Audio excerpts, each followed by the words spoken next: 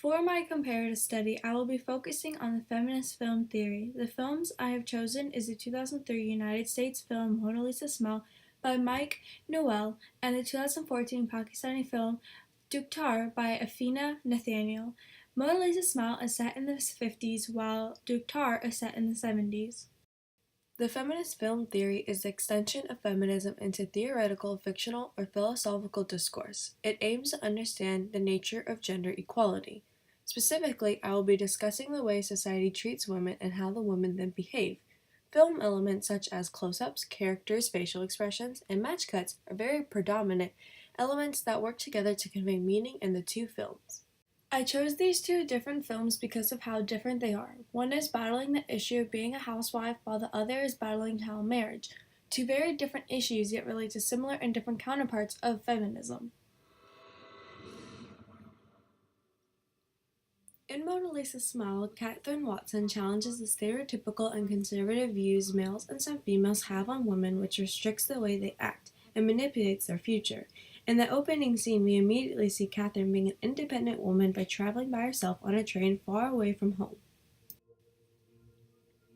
In the film Duktar, it focuses on the limitations of women. The women in the film are limited in their say, and men dictate what and how all things should be done. In the opening scene of the film, the title appears on the screen and then fades and mixes up the letters to spell daughter. The word is very symbolic since the mother's first priority in the film is her daughter, which relates to how Allah, the main character, tries to protect her daughter in all ways possible, since there will be times that she can't protect her since she has no say.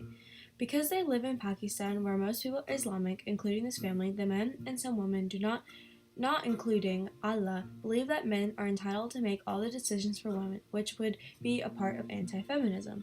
Then continuing in the scene, we see main character Allah floating in a boat on the river alone and happy. She stands tall and confident because of how she has no trouble surrounding her and no men around, but then suddenly wakes up into her reality of being a housewife doing all for the satisfactory of her husband.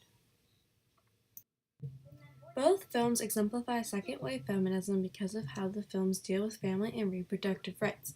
In the scene of Duktar, to the left, Allah is feeling her home with her daughter so that she does not have to get married and have kids at such a young age, which deals with marriage and reproductive rights. Then, on the right, is a scene from Mona Lisa Smile where Catherine is saying goodbye to Paul because of how she does not want to be his fiance or anyone's at the time, which relates to family and how society believes women at her age should have a family, but Catherine does not agree with this. In this clip, it exemplifies how Catherine is judged by the other girls for following her dream as a teacher while being independent and unmarried.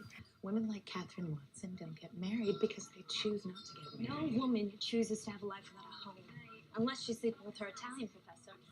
Which shows the standpoint of what society and the community at Wesley thinks of unmarried women. Betty is really against unmarried women because of how her family raised her and how she listens to what society believes.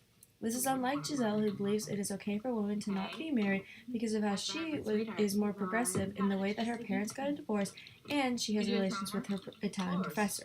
Even though the two believe in different marriage standpoints, it still affects how they act in the rest of the film.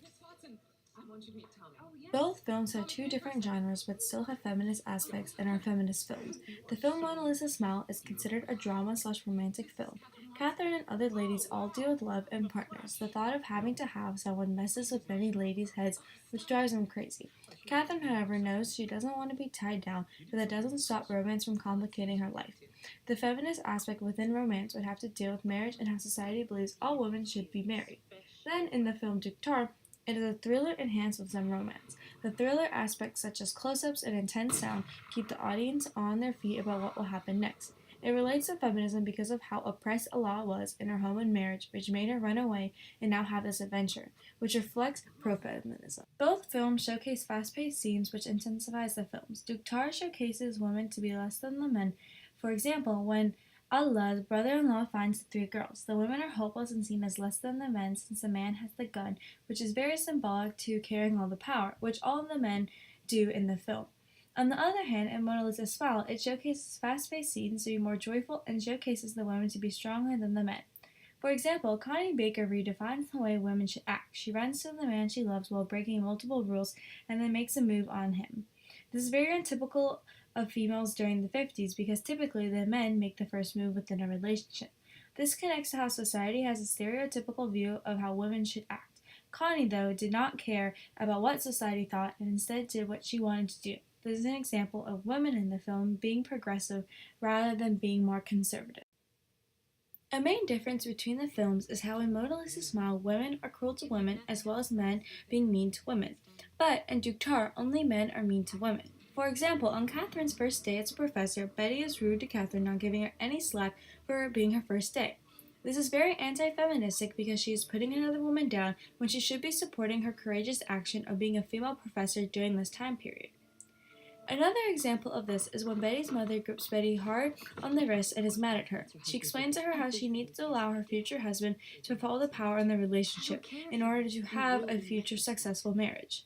This connects to how she was treated and then eventually did the right thing by changing her ideals and demanding a divorce, which changed her perspective and being more progressive. Then, an example of a man being mean to a female in Mona Lisa's Smile is when Betty's husband continuously goes on business trips and is not at home and eventually cheats on Betty. Cheating is obviously a terrible action and that no woman should go through, and it affects Betty greatly throughout the film.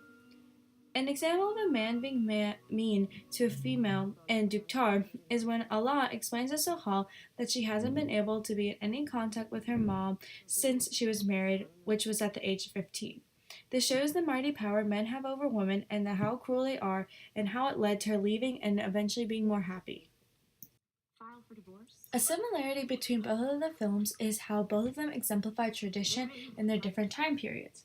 In Mona Lisa Smile, it exemplifies the tradition of women being housewives.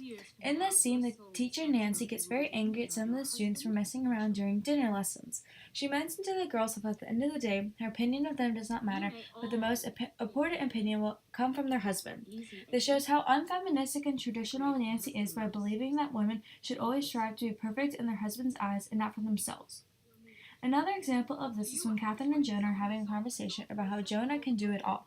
She can be a housewife while also going to school for law, but Jonah is not willing to give up having a family for law school. Here, Catherine realizes that just because they want to actually be a housewife doesn't make them any less smart, and connects to how Jonah is being pro-feministic by choosing what she wants to do in her life, because her husband also would have let her go to school. An example of tradition in Dotar is when Allah is making a meal for her husband. A wife cooking for their husband in their relationship is a must.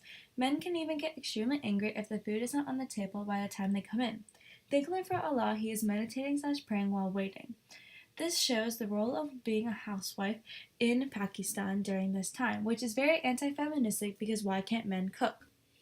Another example is when Allah is dressing Zina for her child marriage. Child marriage in Pakistan is a very common thing and greatly a part of tradition.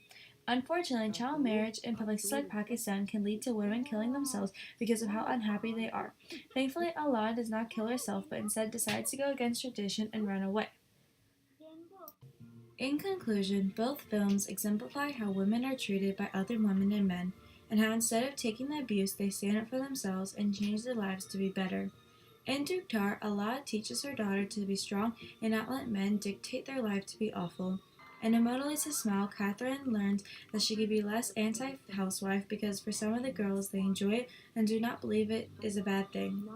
Also, in Mona Lisa Smile, Catherine taught the girls that they could be whatever they wanted in life, which even Catherine learns from, and that follows her action of leaving Wesley College to go travel the world as an independent female who loves her spontaneous life.